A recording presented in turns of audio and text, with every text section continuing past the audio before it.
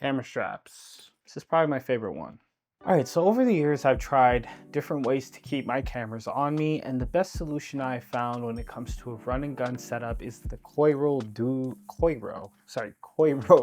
Dual Camera Strap system, mixed in with a camera cage. With the Coiro Dual Strap system, I find my cameras look presentable, and it gives me the ability to pop on and pop off easier, and also gives me more flexibility in my movement when switching from one lens or one camera to another camera with two different lenses. I've tried peak design, but for me, I'm just not a fan of having to pop the points like in and out. And because I use multiple cameras, the system does not do it for me when it comes to speed on the job. Another thing is presentation. I just think that this dual camera system is a better look when it comes to how I look on a wedding day. And yes, that matters. If you want to be very hidden, you could also wear a blazer or something to cover the strap altogether and have the cameras kind of hanging out, and that way you don't see like all the leather straps on your back.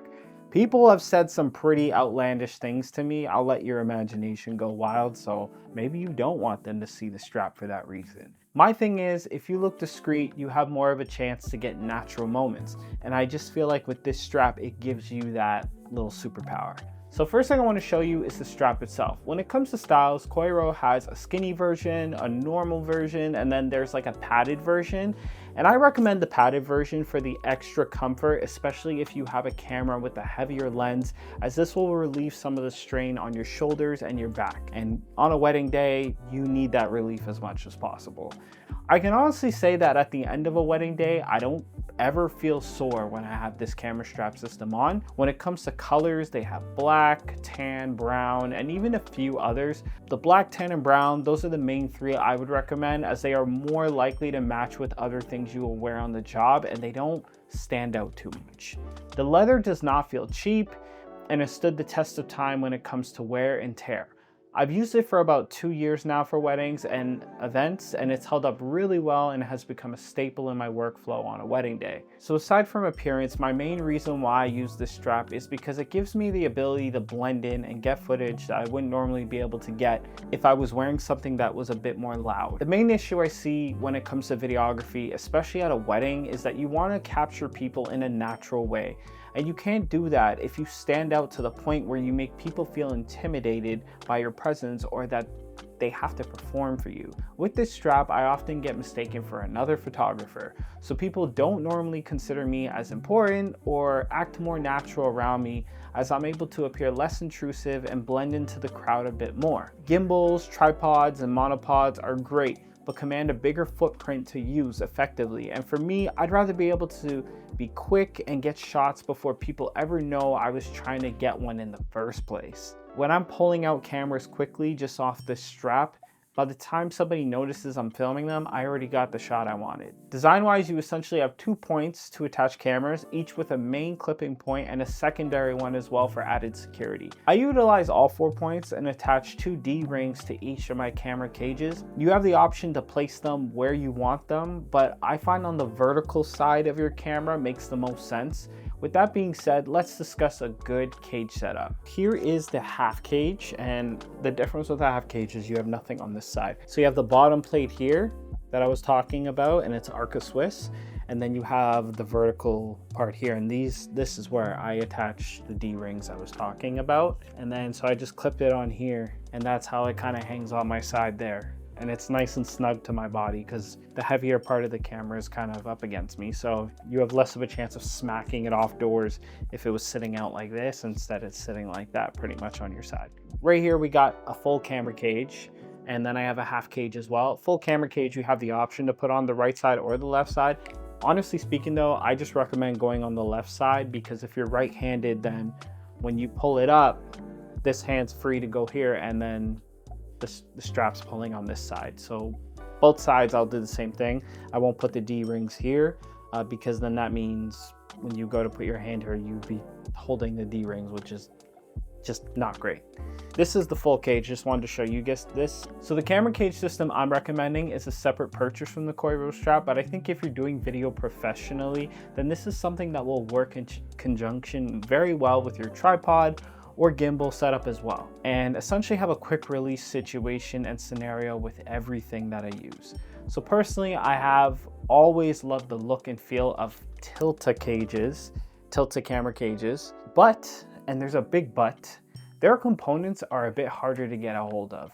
Case in point, I lost a very small screw that goes into this one handle that I bought when I first bought my first Tilta cage with Sony. And so I messaged Tilta to get a new one, where they told me the part was $10, but between duty, taxes, and shipping, I'd end up spending around like $60 to get the screw replaced. The screw that connects it to the camera just popped out because it was spring loaded, and now I can't use it at all. So that's great. If you do like Tilta products, that's one thing I'd keep in mind, is that if you do lose a piece or a screw or something and you got to get it from them, it's not going to be like $5. Depending on where you live, you might have to pay duties and taxes and all this other stuff. So moving on, Tilta has a half cage and then a full cage, the one I showed you before.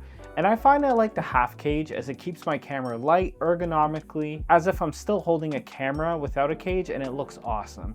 The full cage I'm not crazy about because of the design and how it blocks buttons on the right side, like the top right side of the camera. From what I know, this design of the full cage seems to be discontinued, but also not sure what Tilta will be doing to replace it. By the time I record this video, they might have already replaced it. They probably have. So that's something to keep in mind. The next cage I want to talk about is the Black Mamba from Small Rig. I don't personally own this cage, but I've heard good things from many content creators about this cage, and Small Rig makes great products. I own other products from them, just not their cage. My last option is the camera cage from Nuwear? I don't know. I don't own this one, but just wanted to give another option for anybody that is budget conscious and does not want to spend the extra like $50 just for a Tilta or a Small Rig one.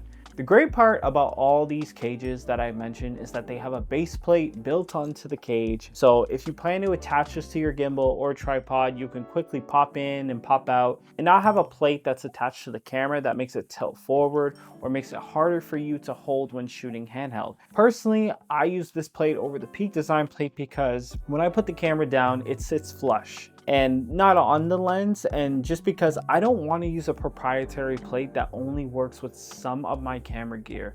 I love Peak Design for their bags, but the proprietary plate was a deal breaker for me, as I'm not a fan of adding a plate to my cage and the capture plate can only attach to my bags. It would not go on my belt in a way that looks presentable or professional. Can we watch this TV? Not right now because I'm trying to record a video. No. Yeah, I'm trying to get some work done. Oh. Say hi, YouTube. Hi, YouTube. I have kids. I found this. I know, but I need that for work. No, I found it. So I love Peak Design for their bags, but the proprietary plate was a deal breaker for me, as I'm not a fan of adding a plate to my cage, and the capture plate can only attach to my bags and would not go on my belt in a way that looks presentable or professional. Now, the reason I even thought to do this video is because I was really happy with the level of customer service that I received from this company when my camera strap eventually broke. It actually was this small part that acts as an emergency clip-on in case the main one fails. So I could technically still use it, but cameras are expensive and that added safety clip is essential to me. So when my little emergency clip broke, Coiro replied to my email and they were very helpful in getting me a new one, which I was not expecting at all, to be honest with you. I was like fully prepared to go and buy a brand new one, but I just explained to them, hey, this small part broke. They ended up just sending me a new strap, and man, I got like 5 subscribers on YouTube. It's not even like I matter on here to the point where they felt like they had to do that. They just did it. And I just thought that was cool that they did that. To me, it just showed that they stood behind their product, and I'm big on customer service. That added reassurance that you're buying from a reputable, honest company is an investment I'd make time and time again. Peak Design has that same respect from me, which is why I own 4 bags from them, but I just don't like the strap for my use case. So let me know what you guys think about the Coiro strap, and if you're interested and want to support the channel, please use code DamienLast for 15% off your purchase. So Coiro did not sponsor this video. I bought both these straps 2 years ago with my own money, and I just wanted to kind of give back and share something that's working for me to you guys. So I found you. yeah, you did. Say bye, YouTube. Bye, YouTube.